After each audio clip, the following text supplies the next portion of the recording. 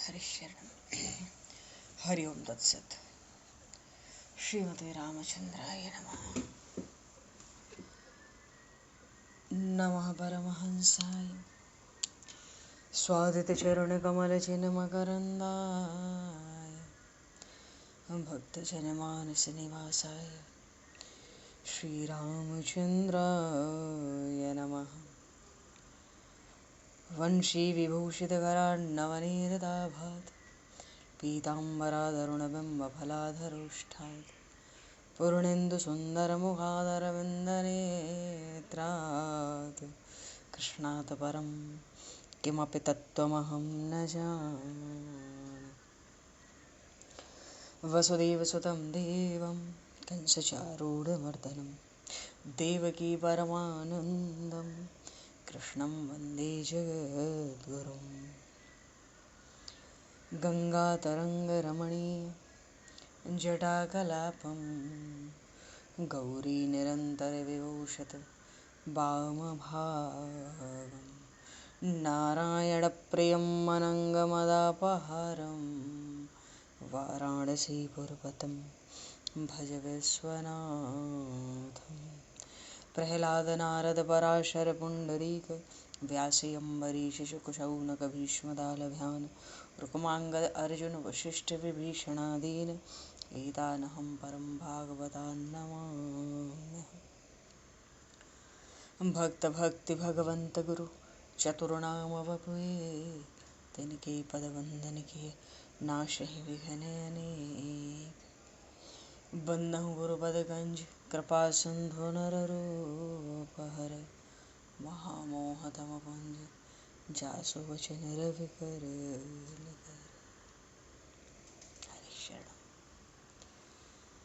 गोविंद जय जय गोपाल जय जय गोविंद जय जय गोपाल जय जय राधारमण हरि गोविंद जय जय राधारमण हरि गोविंद जय जय।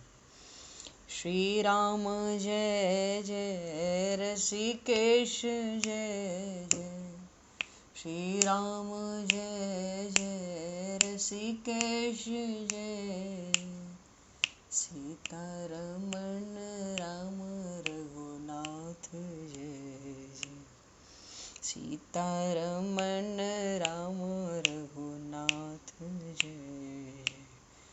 गोविंद जय जय गोपाल जय जय राधारमण हरि गोविंद जय जय।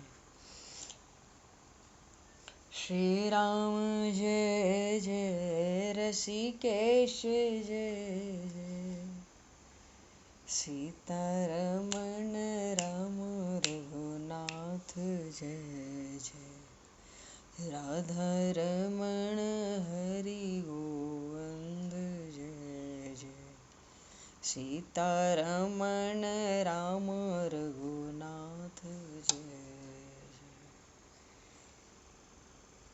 बोले श्याम रामचंद्र भगवान की जय। समूह राम दरबार की जय।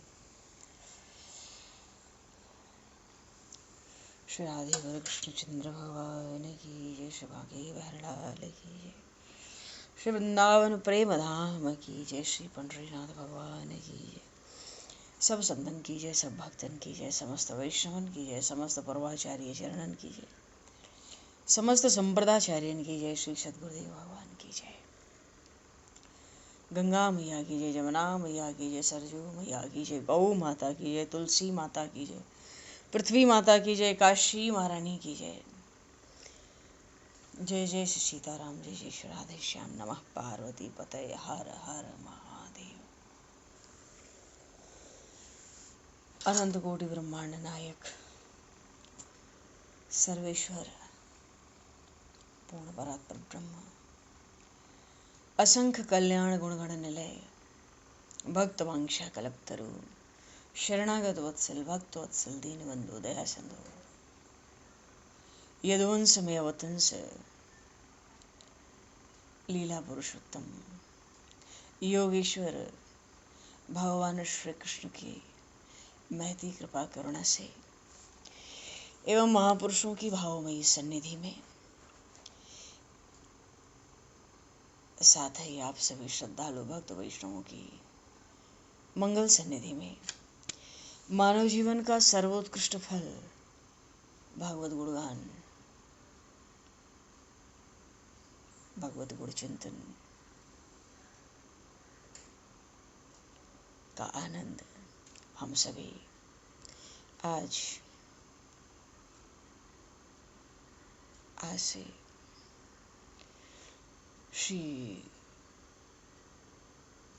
श्रीमद् भगवद गीता के चिंतन के माध्यम से प्राप्त करने जा रहे हैं।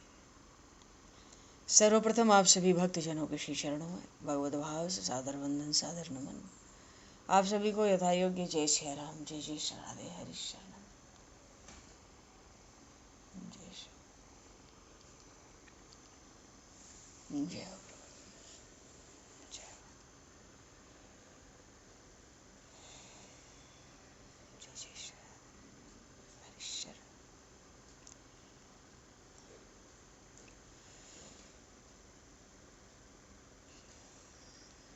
जय श्री कृष्ण गोविंद हरे मुरारे, हे नाथ नारायण वासुदेव, जिह्वे पिब स्वामृतमित देव, गोविंद दामोदर माधवेति। श्री रामचंद्र चरणौ मनसा स्मरामि, श्री रामचंद्र चरणौ वत्सा गृह्णामि, श्री रामचंद्र चरणौ सरसा नमामि, श्री रामचंद्र चरणौ शरणं प्रपद्ये। शरणम।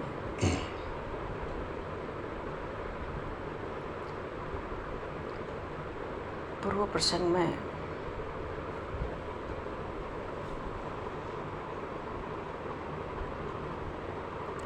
श्रीमद् भगवद गीता जी का 6वां अध्याय हम लोग देख रहे थे, आत्म संयम योग। पर इसके विश्राम पर गीता जी के समस्त अध्याय ही बड़े संक्षेप में चल रहे हैं, क्योंकि श्रीमद् भगवद गीता जी का एक संक्षिप्त चिंतन ही उठाया गया। आगे जो 7वां अध्याय है श्रीमद् भगवद गीता जी का, यह है ज्ञान विज्ञान योग, है ना। अच्छा, जो 6वां अध्याय है 46वें श्लोक तक तो भगवान ने योगी की महिमा कही आत्म संयम योग में, पर जो अंतिम श्लोक आया 47वां श्लोक, इसमें भगवान ने योगियों में भी जो भगवान कहते हैं सर्वश्रेष्ठ योगी कौन सा मान्य है, योगियों में भी जो मुझ में श्रद्धा प्रेम करके मेरा भजन करते हैं वे भक्त सर्वश्रेष्ठ हैं। क्योंकि भक्तों को जैसे भगवान की याद आती है उसमें तल्लीन हो जाते हैं, मस्त हो जाते हैं, ऐसे ही भगवान के सामने जब भक्तों का विशेष प्रसंग आ जाता है तो भगवान उसमें मस्त हो जाते हैं। और इसी भक्तों के स्मरण की इस मस्ती में भगवान डूबे, और भगवान ने अर्जुन जी के बिना पूछे ही 7वें अध्याय का जो विषय है अपनी ओर से कहना आरंभ कर दिया। बोलिए योगेश्वर भगवान श्री कृष्ण चंद्र की, श्री अर्जुन जी महाराज की, श्रीमद् भगवद गीता जी की जय हो। तो 7वें अध्याय में यहाँ कोई प्रश्न नहीं था भक्तराज अर्जुन जी का, भगवान ने अपनी ओर से कहना आरंभ किया। क्यों? भक्तों का स्मरण हो गया, सो हृदय में आनंद हुआ। भगवान ने इतने योगियों का बखान अभी तक किया, ज्ञानियों का, पर छठे अध्याय के अंतिम श्लोक में भगवान ने कहा, सब योगियों में सर्वश्रेष्ठ योगी तो जो मेरे अनन्य भक्त हैं वो ही मान्य हैं। बोलिए श्री भक्त वत्सल भगवान की जय। इसलिए ये जो 7वां अध्याय है गीता जी का, ज्ञान विज्ञान योग, इसके आरंभ में कोई प्रश्न नहीं है, सीधे आरंभ हुआ श्री भगवान वाच। भगवान कहते हैं, मैया सक्त मनाः पार्थ योगम युंजन मदाश्रय असंशयम समग्रम माम यथा ज्ञास्यसि तक्षणो। मैया सक्त मनाः पार्थ योगम युंजन मदाश्रय। भगवान ने यहाँ बड़ी दुर्लभ बात कही। एक तो प्रभु कहते हैं मया सक्त मनाः, और दूसरा तत्व जो प्रभु ने यहाँ बड़े आनंद से स्मरण किया वो है मदाश्रय। भगवान अपने भक्तों के ये दो बड़े विलक्षण लक्षण यहाँ पर बता रहे हैं। भगवान की ऐसी कितनी दयालुता, कितनी कृपालुता प्रभु के हृदय में भक्तों के प्रति विराजमान है, इस प्रसंग से ही पता पड़ती है कि भगवान का हृदय भक्तों का स्मरण होते ही कैसा मस्त हुआ, आनंदित हुआ। इसका प्रमाण है, अर्जुन जी ने कोई प्रश्न नहीं किया है यहाँ पर। भगवान ने अपनी ओर से 7वां अध्याय आरंभ किया है, और जब आरंभ किया तो 6वें अध्याय का जो विश्राम था,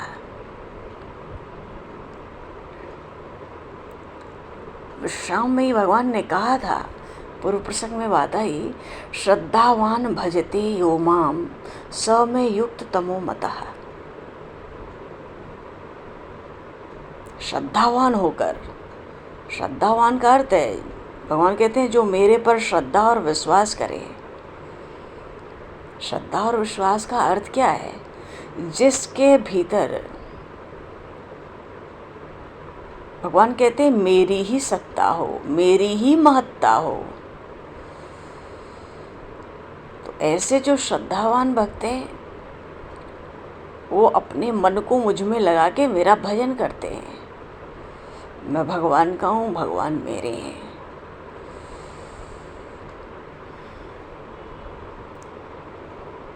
जब स्वयं का भगवान में अपनापन हो जाता है, मन सहज ही भगवान में लग जाता है, फिर तल्लीन हो जाता है।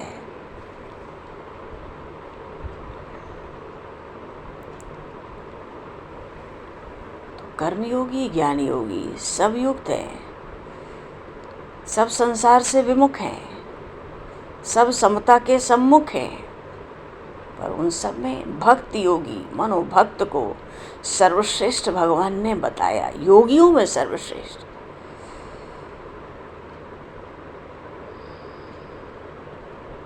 जीव तो परमात्मा का ही अंश है, इसलिए इस भक्तों का जो आनंद से स्मरण हो गया, उस आनंद से ही भगवान ने 7वें अध्याय को आरंभ किया। मया सक्त मनाः पार्थ योगम युंजन मदाश्रयः।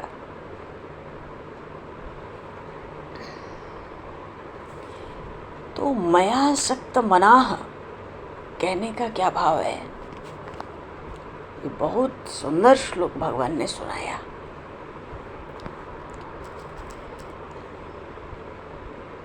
इसका भाव है, मेरे में ही जिसका मन आसक्त हो गया, मया सक्त मनाः, जिसका मन मुझ में ही आसक्त हो गया।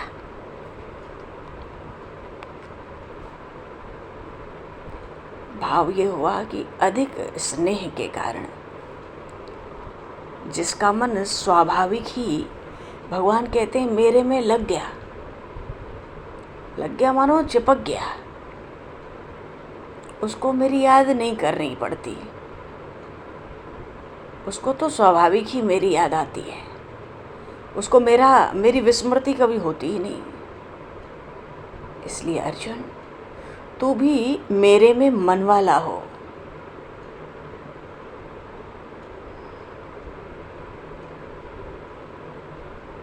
भगवान ने तो भक्ति का पक्ष मजबूत करना आरंभ कर दिया है। अर्जुन जी से भी कह रहे, तू भी ऐसे ही मुझ में मन लगा।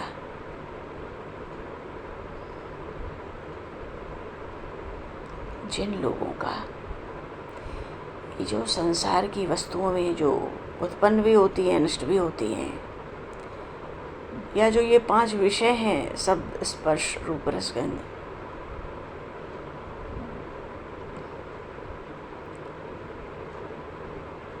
मानो शरीर और संसार के प्रति जिनका आकर्षण मिट गया है, इस संसार में जिसको शरीर का आराम, आदर, सत्कार, अपने नाम की बड़ाई, स्वर्ग आदि जो परलोक के भोग हैं, जरा भी खिंचाव ना रहे, जरा भी आसक्ति ना रह जाए। भगवान कहते हैं बल्कि मेरी तरफ खिंचाव रहे, केवल मेरी ओर। ऐसे मनुष्य का, ऐसे पुरुष का नाम है मयासक्त मनाः।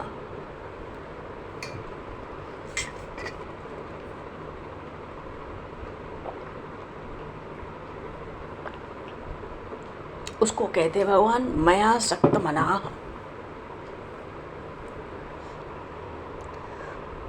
तो प्रश्न है कि साधक भगवान में मन कैसे लगावे कि वो मनुष्य भी मयासक्त मना हो जाए। इसके लिए 2 उपाय हैं, 2 बात होती है। एक बात क्या है, साधक जब सच्ची नियत से भगवान के लिए जब ध्यान करता है, बैठता है, पूजा पाठ के लिए बैठता है, तो उसको भगवान अपना भजन मान लेते हैं। अब उसको भजन, पूजा, सेवा करना आवे चाहे ना आवे, पर हाँ, उसको भजन कुछ नहीं आता है, भगवान के पास बैठ गया। क्यों बैठा? सच्ची नियत लेके। जब ध्यान कर रहा है, सेवा पूजा, नियत सच्ची क्या है?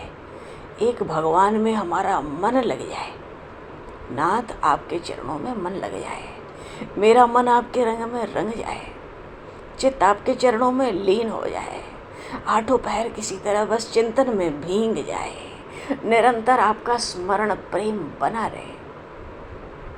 उसको जप ध्यान नहीं करना आता, उसको सेवा पूजा की कोई विधि नहीं पता है, बस वो बैठ गया और जो आया अपने बुद्धि विवेक से वो करने लगा। पर उसकी नीयत में शरीर, संसार या किसी सुख के प्रति और कोई बात नहीं है।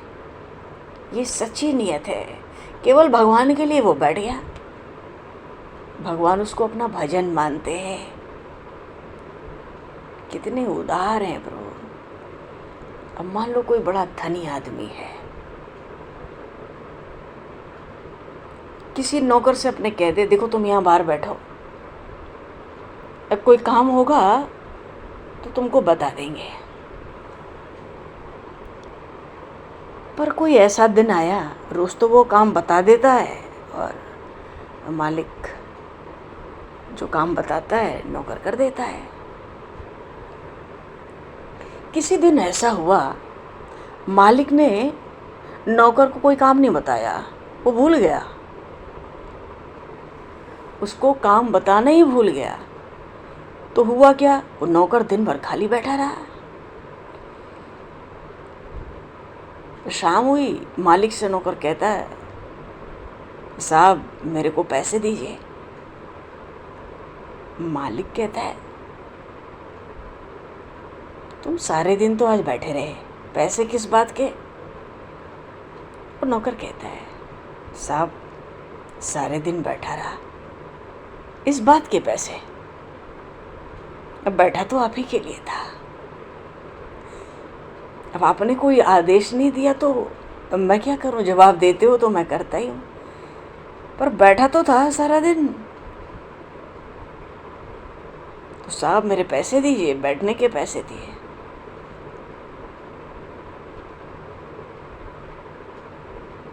इसी तरह जब एक मनुष्य के लिए बैठने वाले को भी पैसे मिलते हैं, तो जो केवल भगवान में मन लगाने के लिए सच्ची लगन से बैठ जाता है, भले उसको कुछ नहीं आता है, बैठ जाता है, मेरा मन भगवान में लग जाए, हे नाथ मेरा मन आपके रंग में रंग जाए, तो उसका बैठना क्या भगवान निरर्थक मानेंगे?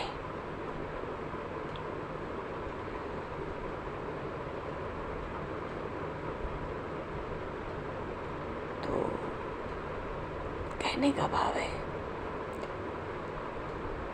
जो भगवान में मन लगाने के लिए भगवान का आश्रय लेकर भगवान के ही भरोसे बैठता है, वो तो भगवान की कृपा से भगवान में मन वाला हो जाता है। भगवान उसके मन का आकर्षण कर लेते हैं। क्यों? उसने संसार के सब सुखों का आकर्षण छोड़ दिया है। उसका खिंचाव संसार में नहीं है, सुख को आराम देने में नहीं है, अपने मान आदर सत्कार में नहीं है, उसका खिंचाव अब परमात्मा की ओर है। वो बैठता है, वो सोचे अरे भगवान तो सब जगह हैं, तो यहाँ भी है। अरे यहाँ अगर नहीं होते तो भगवान सब जगह हैं, ये बात कैसे कहने में आती? भगवान जब सब जगह हैं तो जहाँ मैं बैठा हूँ यहाँ भी तो है। और फिर ये भी तो कहने में आता है कि भगवान सब में है, सब समय में है, तो इस समय में भी है। इस समय नहीं होते तो कैसे कहा जाता कि भगवान तो सब समय ही रहते हैं? और फिर सब में है तो मेरे में भी है। अगर मेरे में नहीं है तो भगवान सब में है, ये कैसे कहते बनेगा? और फिर भगवान सबके हैं तो मेरे भी हैं। अगर मेरे नहीं हैं तो भगवान सबके हैं, ये भी बात तो कहने में नहीं आएगी। तो भगवान यहाँ है, भगवान इस समय भी है, भगवान मुझ में भी है, और भगवान मेरे हैं।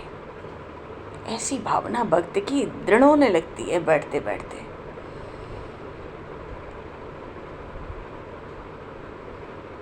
तो इस बात की दृढ़ता मानते हुए भगवान के नाम में, प्राण में, मन में, बुद्धि में, शरीर में, यहाँ तक कि शरीर के रोम रोम में परमात्मा है, इस भाव की जागृति रखकर भक्त लोग नाम जप करते हैं। और अगर करें ऐसे तो बहुत जल्दी साधक को भगवान में उसका मन तल्लीन हो जाता है। तो ये तो बात हुई, क्या कहा था प्रभु ने पहले ही श्लोक में, आनंद से आरंभ किया, गदगद होके भगवान भक्तों के स्मरण से इस 7वें अध्याय को बिना पूछे कहना शुरू कर दिया। मया सक्त मनाह पार्थ योग युंजन मदाश्रया। तो ये तो भाव है मया सक्त मनाह कहने का। और भगवान ने जो मदाश्रया कहा, मदाश्रया क्या है? भागवत में भगवान कपिल ने भी इस प्रसंग पे बड़ा सुंदर उपदेश दिया। मदाश्रया,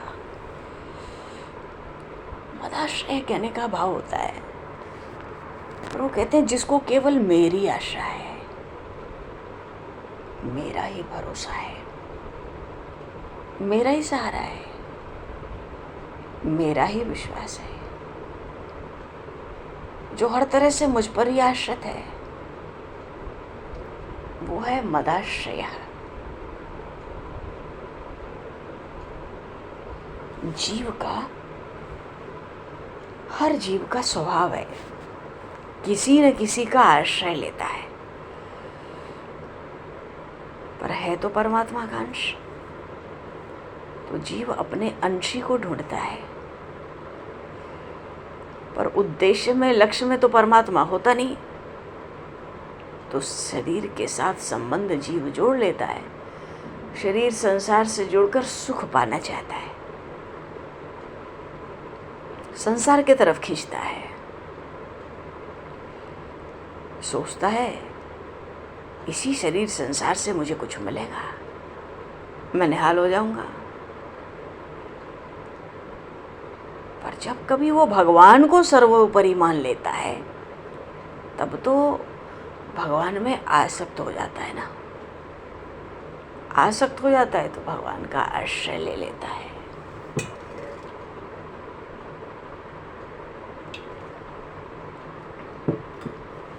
मदाश्रय बड़ा विलक्षण शब्द भगवान ने प्रयोग किया।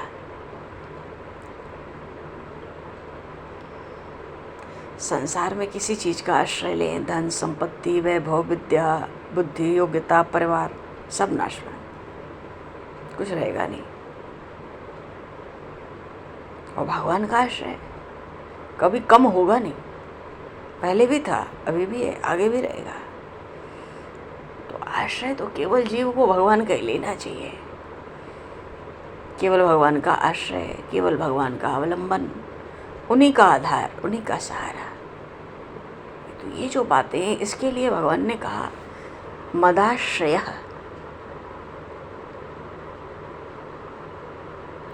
अब इन दोनों बातों को अगर मिला दिया जाए, क्योंकि आगे कहा ना योगम युंजन, भगवान कहते हैं कि भाई मन भी मेरे में आसक्त हो जाए और आश्रय भी मेरा हो। तो मन कैसे आसक्त होता है? प्रेम से। और प्रेम कैसे होता है? अपनेपन से, भगवान को अपना मान लेने से, भगवान के साथ अपना कोई संबंध जोड़ लेने से।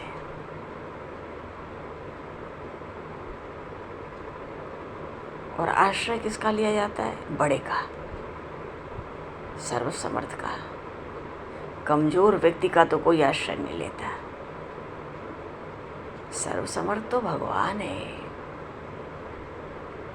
हमारे प्रभु हैं, इसलिए उनका आश्रय लेना चाहिए। आश्रय का अर्थ है भगवान का जो विधान हो प्रसन्न है।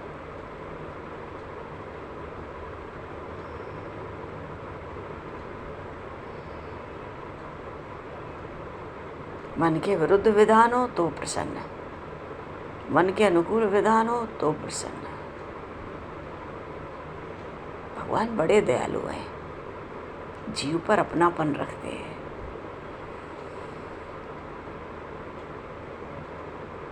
उस जीव को फिर किसी की आवश्यकता नहीं रहती है, न किसी वस्तु की, न व्यक्ति की, न परिस्थिति की। आवश्यकता होगी तो आश्रय टूट जाएगा। इसको कहते हैं भगवान के आश्रित रहना, मदाश्रय।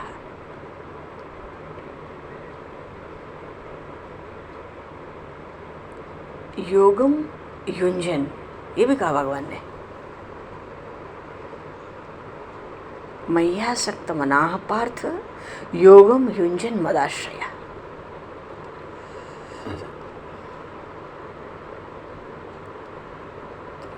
ये दो शब्द हैं, योगम और युंजन।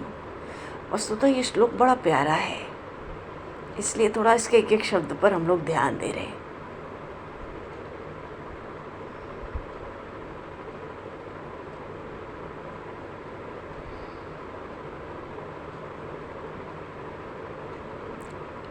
भगवान के साथ जो सहज ही अखंड संबंध है, जीव उसको मान ले, फिर सिद्धि असिद्धि हो, कुछ भी आवे जीवन में, सम रहे। भगवान का जप तप ध्यान कीर्तन, भगवान की लीला, उनके स्वरूप का चिंतन स्वाभाविक ही अटल भाव से लगा रहे। इसको कहते हैं योगम युंजन। भगवान को पाना क्या है? हम भगवान के ही थे, हम भगवान के ही हैं, हम भगवान के ही रहेंगे। थोड़े समय के लिए प्रकट है, फिर भगवान के ही पहचाना है। शरीर के पहले हम भगवान के ही थे, शरीर नहीं होगा तो हम भगवान के ही होंगे। ममैवांशो जीवलोके जीवभूतः सनातनः। ईश्वर अंश है, जीव अविनाशी। सब मम प्रिय, सब मम उपजाए। सब ते अधिक मनुज मोह भाए। भगवान खुद कह रहे हैं दावे से जीव मेरा है, तो भगवान के साथ अखंड संबंध हो गया ना, मान लिया, बस भगवान के ही नाम कीर्तन में लग गया। योगम युंजन, हम विचार करें, भगवान में यदि आसक्ति हो गई मन की और भगवान का ही आश्रय हो गया, तो और अब कौन सा अभ्यास करना है? उस भक्त को अब कौन सा और योग करना है?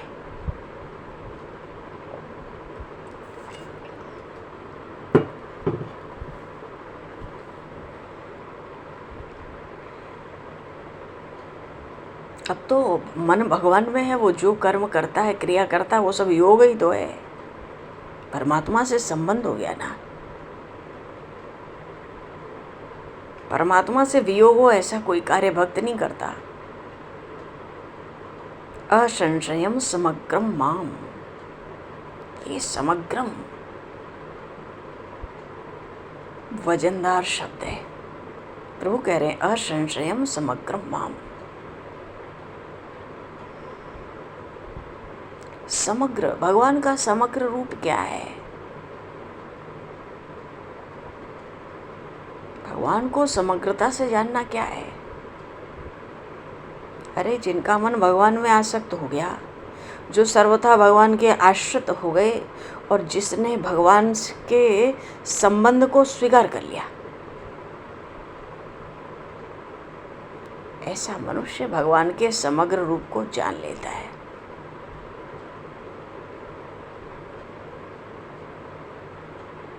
मनो भगवान सगुण है, निर्गुण है, साकार है, निराकार है, अवतार हैं, अवतारी हैं, शिव हैं, गणेश हैं, सूर्य हैं, विष्णु हैं, जितने रूप हैं सब भगवान के।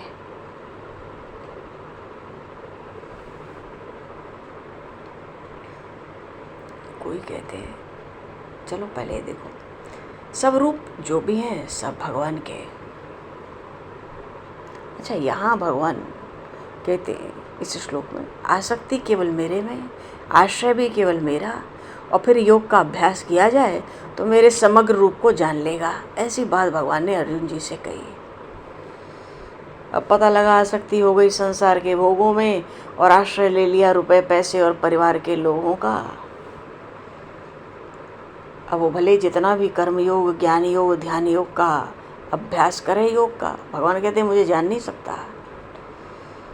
तो मेरे समग्र रूप को जानने के लिए तो मेरे में प्रेम हो, मेरा ही आश्रय हो, और उल्टे कोई कार्य उसका पूरा हो जाए मेरे से, ऐसी इच्छा उसमें नहीं होनी चाहिए। निष्काम,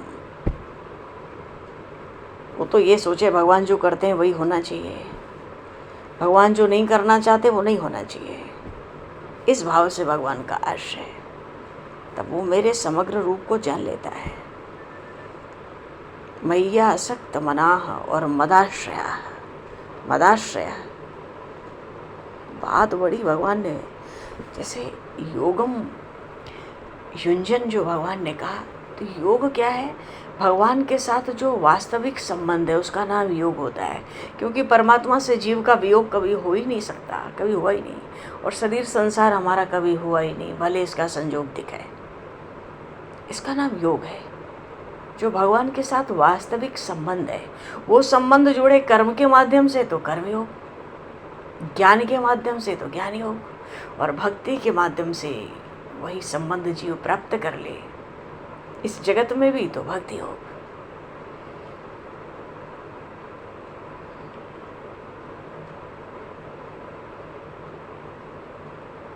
और युंजन क्या होता है?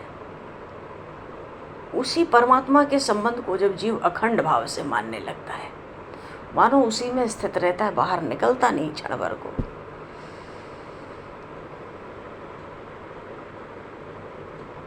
वैसे भी संसार की आसक्ति, मान लो किसी की भगवान में आसक्ति नहीं है, मन नहीं है, पर संसार की आसक्ति और आश्रय हम जैसे ही छोड़ते हैं, भगवान का चिंतन अपने आप आरंभ हो जाता है। और जब भगवान का चिंतन आरंभ होता है, हमारी सब क्रिया निष्काम होने लगती है। फिर भगवान को जानने के लिए कोई अलग से विशेष अभ्यास नहीं करना पड़ता।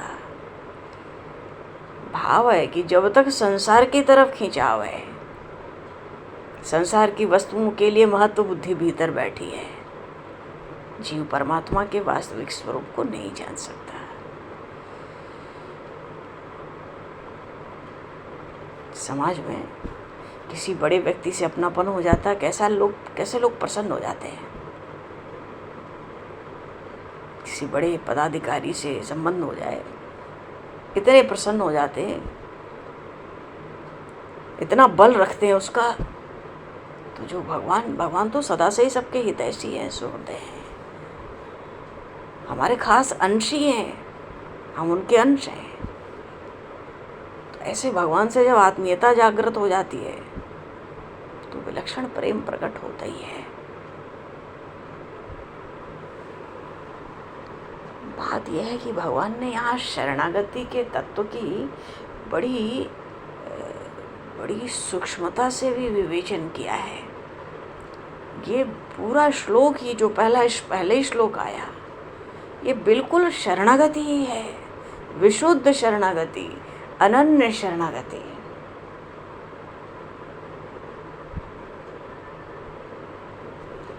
शरणागति में,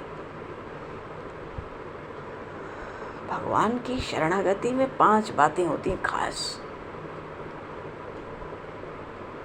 जिसका साधक को ध्यान रखना रहता है। एक तो होता है शरणागति में, एक तो है आश्रय, एक होता है अवलंबन।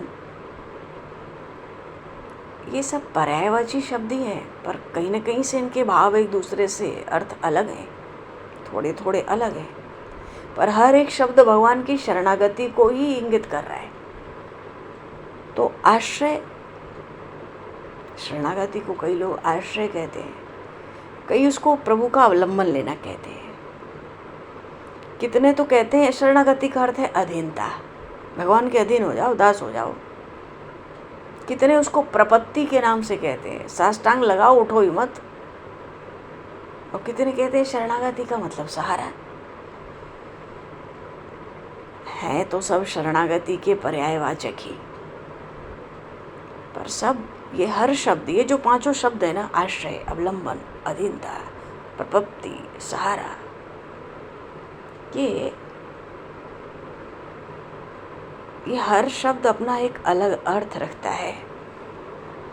भगवान ने इस श्लोक में उन महात्मा अर्जुन को शरणागति का ही स्वरूप बताया है। जैसे आश्रय की कहें,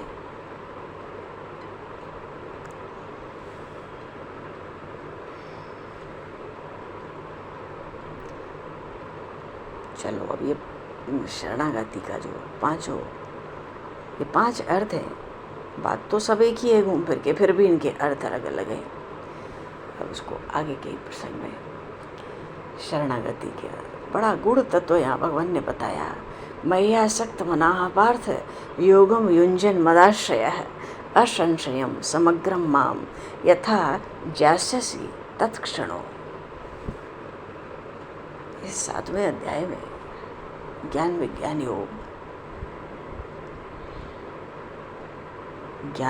योग ही है ना, यही होगा क्योंकि इसी में सब प्रकृति है। तो यही है जो भी है।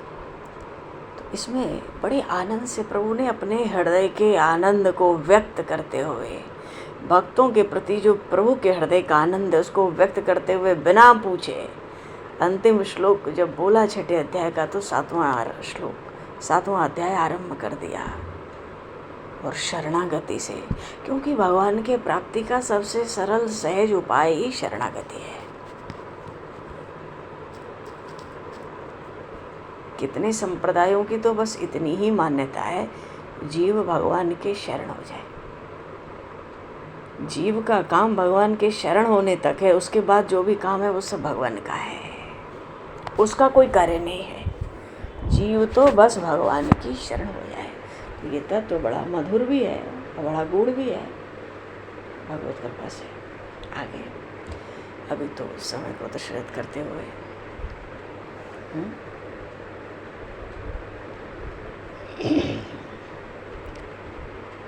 वाणी को विराम दिया जाए तो ठीक है। बोलिए लीला पुरुषोत्तम, प्रेम पुरुषोत्तम, महायोगेश्वर भगवान श्री कृष्णचंद्र की जय। भक्तराज श्री अर्जुन जी महाराज की जय। श्रीमद् भगवद गीता जी की जय। सब संतन की जय, सब भक्तन की जय। श्री सद्गुरुदेव भगवान की जय। जय जय श्री सीताराम। भगवान समय को दृष्टिगत करते हुए आज यहीं पर वाणी को विराम। वाक्य पुष्पांजलि प्रभु जी के श्री चरणों में सादर समर्पित। आप सभी को भी यथा योग्य। हाँ, जय श्री राम, जय जय श्री राधे, हरि शरण। जय जय जय भगवान, जय जय।